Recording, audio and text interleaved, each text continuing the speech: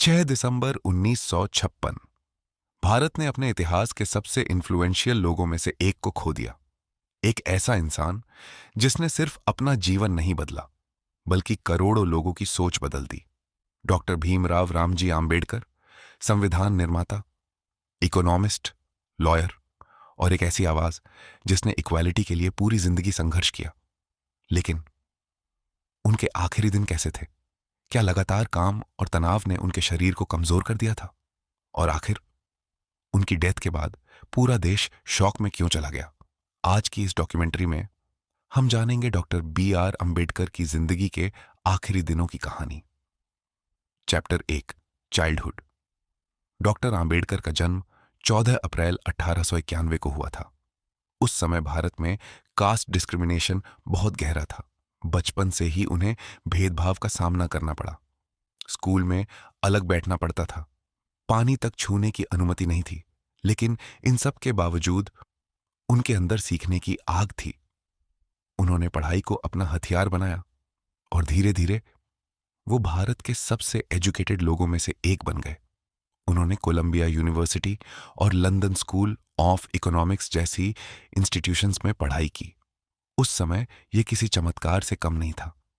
लेकिन विदेशों में सम्मान पाने के बाद भी भारत लौटते ही उन्हें फिर वही डिस्क्रिमिनेशन देखने को मिला। यहीं से उनके अंदर बदलाव लाने की आग और तेज हो गई।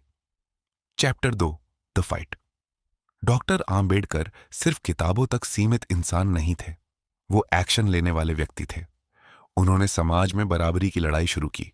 उनका मानना था कि कोई भी इंसान जन्म से छोटा या बड़ा नहीं होता। उन्होंने स्पीचेस दी, आंदोलन किए और लोगों को एजुकेट करने की कोशिश की। धीरे धीरे उनकी आवाज पूरे देश में फैलने लगी। लेकिन यह रास्ता आसान नहीं था। उन्हें ऑपोजिशन भी मिला, क्रिटिसिज्म भी मिला और कई बार उन्हें अकेले लड़ना पड़ा।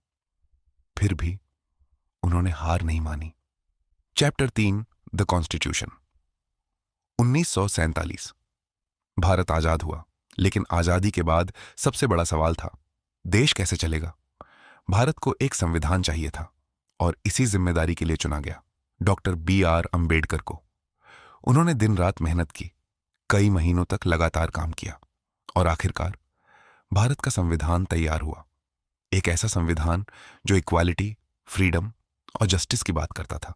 लेकिन इस मेहनत का असर धीरे धीरे उनकी हेल्थ पर पड़ने लगा। Chapter 4, health problems. लगातार काम, तनाव और कम आराम, इन सब ने उनकी सेहत को कमजोर करना शुरू कर दिया। उन्हें डायबिटीज थी, शरीर कमजोर होने लगा था। लेकिन इसके बावजूद वो काम करना नहीं छोड़ रहे थे। उनका फोकस सिर्फ एक चीज पर था, समाज में बदलाव। कई लोग कहते हैं कि उन्होंने अपनी पूरी जिंदगी लोगों के लिए डेडिकेट कर दी थी। Chapter 5, Buddhism. 14 अक्टूबर 1956 डॉक्टर आम्बेडकर ने बुद्धिज्म अपनाया। उनके साथ लाखों लोगों ने भी बुद्धिज्म स्वीकार किया। यह सिर्फ धर्म परिवर्तन नहीं था, यह इक्वालिटी और सेल्फ रिस्पेक्ट का संदेश था। उस दिन इतिहास बदल रहा था, लेकिन शायद किसी को नहीं पता था कि सापासी यह उनकी जिंदगी के आखिरी बड़े मोमेंट्स में से एक होगा। Chapter 6, final days. 1956 के आखिरी महीनों में उनकी तबीयत और खराब होने लगी। वो काफी कमजोर हो चुके थे, लेकिन फिर भी वो लिख रहे थे, सोच रहे थे और काम कर रहे थे।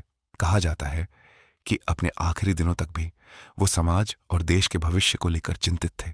फिर 6 दिसंबर 1956 की सुबह दिल्ली में उनका निधन हो गया। पूरा देश शॉक में था। लाखों लोग रो रहे थे क्योंकि सिर्फ एक नेता नहीं, एक युग खत्म हुआ था। एंडिंग आज, इतने सालों बाद भी डॉक्टर भीमराव अंबेडकर की सोच, उनके शब्द और उनका संघर्ष करोड़ों लोगों को इंस्पायर करता है। उन्होंने सिर्फ संविधान नहीं लिखा, उन्होंने करोड़ों लोगों को आवाज दी और शायद इसीलिए इतिहास उन्हें कभी भूल नहीं पाएगा। अगर आपको ये डॉक्यूमेंट्री पसंद आई हो तो वीडियो को लाइक करें और सब्सक्राइब करें डिकोडेक्सिया को, ऐसी और पावरफुल हिस्ट्री और डॉक्यूमेंट्री वीडियोस के लिए। क्योंकि इतिहास सिर्फ बीता हुआ समय नहीं होता, कई बार वो भविष्य को समझने की चाबी